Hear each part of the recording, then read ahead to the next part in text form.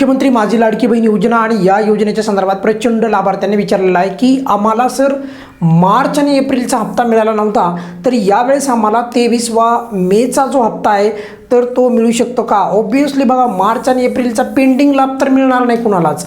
जो पेंडिंग लाभ आहे तर तो तर कुणाला मिळणार नाही, पण किमान 23वा मेचा तरी हप्ता येईल का? आम्हाला कोणत्या कारणानिमित्त जर का काही आमचा हप्ता थांबला असेल तर आम्हाला यावेळेस हप्ता मिळू शकतो का? तर बघा, अगदी कमी शब्दामध्ये आपण ती माहिती पाहणार आहोत, पण तत्पूर्वी 3 गोष्टी सर्वांनी इथे समजून घ्या. ज्यांना मार्च आणि एप्रिलचा हप्ता आला नाही त्यांच्या संदर्भात मी बोलतो आहे. पहिला मुद्दा, मार्च आणि एप्रिलचा हप्ता आला नसेल तर तुम्ही 3 गोष्टी पाहायच्या आहेत. नंबर 1, तुमच्या फॉर्मचं स्टेटस पाहायचं आहे. पण आता इथं असं झालं आहे की प्रचंड लाभार्थी फक्त फॉर्मचं स्टेटस पाहतात आणि तिथे एक शब्द असतो लिहिलेला, तो म्हणजे अप्रूव्हल किंवा मराठीमध्ये असतो मंजूर. परंतु एवढा शब्द पाहून चालत नाही. तर शेरा जो असतो म्हणजे रिमार्क्स, इंग्रजीमध्ये म्हणतो रिमार्क्स आणि मराठीमध्ये म्हणतात शेरा. तर या शेरामध्ये काय लिहिलेलं आहे हे महत्त्वाचं आहे. आणि बऱ्याचशा लाडक्या बहिणींचा यावेळेसचा लाभ, आता ही महत्त्वाचं वाक्य सांगतोय मी, ही कोणीही सांगणार नाही तुम्हाला महत्त्वाची माहिती. तो लाभ किरकोळ कारणामुळे बंद झालेला आहे, ते अपात्र नाही झालेल्या. तर ते कोणतं कारण होतं? तर कागदपत्रे अपलोड न करणे. कागदपत्रे अपलोड न करणे. त्यांना वेगवेगळे कागदपत्रे, कुणाला सांगितलं की तुम्ही तुमचं बर्थ सर्टिफिकेट अपलोड करा, कोणाला सांगितलं आधार कार्ड अपलोड करा, कोणाला सांगितलं रेशन कार्ड अपलोड करा, असे वेगवेगळे कारणं सांगण्यात आलेले आहेत. आणि काहींना सांगितलं उत्पन्नाचं सर्टिफिकेट अपलोड करा. आणि त्यामुळे त्या लाडक्या बहिणींना मार्च आणि एप्रिलचा हप्ता आला नाही. पण याचा अर्थ असा मुळीच नाही की त्या लाडक्या बहिणींना पुढे हप्ता मिळणार नाही. तर त्यांना हप्ता मिळेल, पण कागदपत्रे अपलोड केल्यावर. आता हे कागदपत्रे अपलोड करायला पण तिथे रिमार्क जर आपण गेलो तिथे आपल्याला कागदपत्रे अपलोड करता येत नाहीत. पण आपण एका लाडक्या बहिणीचे वेगळ्या पद्धतीने कागदपत्रे अपलोड केलेले आहेत. आपण त्यांना रिस्पॉन्स काय येतो त्यांच्याकडनं ते पाहणार आहोत. त्याच्यानंतर मग मी सर्वांना एकत्रित ज्या आहे त्या व्हिडिओच्या माध्यमातून मी सविस्तर तुम्हाला बोलेल.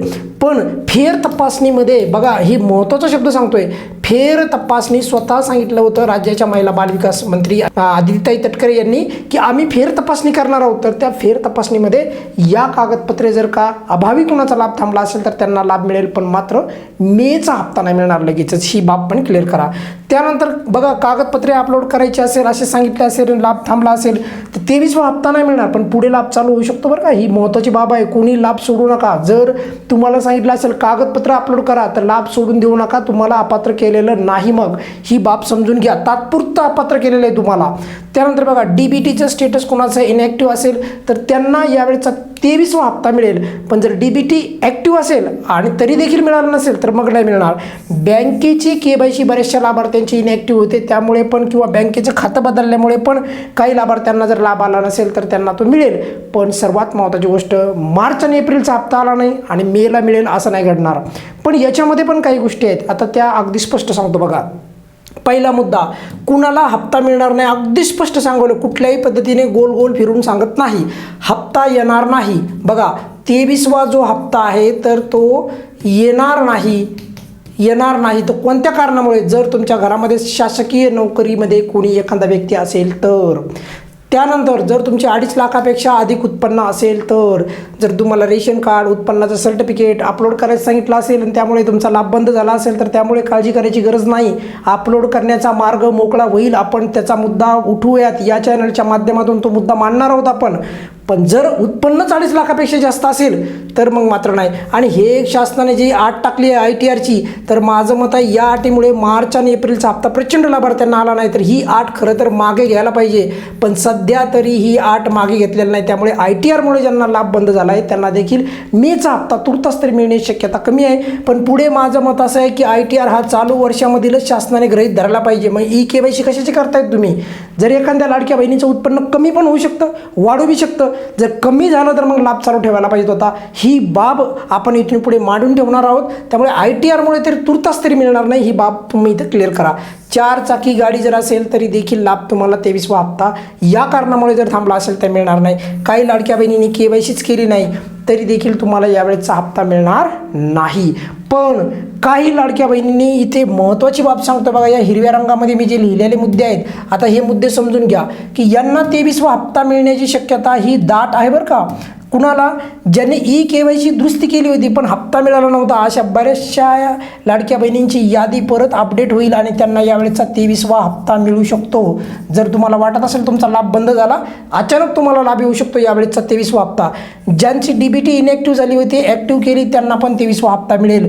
आणि ज्यांनी बँकेचं खातं बदललं होतं आणि आता योग्य पद्धतीने ते खातं जोडलं आहे त्यांनी पोर्टलवर, म्हणजे NPCI या पोर्टलवर किंवा बँकेमध्ये त्यांनी व्यवस्थितरित्या त्यांचं जे काही DBT आधार सीडिंग ॲक्टिव्ह केलं आहे, अशा लाभार्थ्यांना पण 23वा हप्ता मिळेल, जर त्यांना मार्च एप्रिलचा हप्ता आला नसेल तर. पण जर तुम्ही योजनेच्या नियम व अटी शर्तीनुसार जर अपात्र केले असताल तर मग मात्र अडचण येऊ शकते, अन्यथा नाही. तर त्यामुळे अगदी स्पष्टपणे तुम्हाला जेवढे बी काही मुद्दे आहेत तर ते मी अगदी मुद्देशुद्ध पद्धतीने सांगितलेले आहेत. पण याच्यामधली जी अट आहे ती म्हणजे ITRची, तर ही खरं शासनाने मागे घ्यायला पाहिजे आणि काहीतरी रॅशनल पद्धतीने तुम्ही अपात्रतेचं कारण पुढे आणायला पाहिजे. म्हणजे चालू ITR हा वर्षातला धरला जावा. त्यानंतर बघा बरेचशा लाभार्थी आता बघा विनाकारण ते अपात्र केले आहेत, म्हणजे जसं की KYC पोर्टल त्यांना KYC करण्यास संधीच मिळाली नाही. वेगवेगळे कारण आहेत, परित्यक्ता लाडक्या बहिणी त्यांना पण संधी मिळाली नाही, त्यामुळे त्यांना संधी मिळू शकते.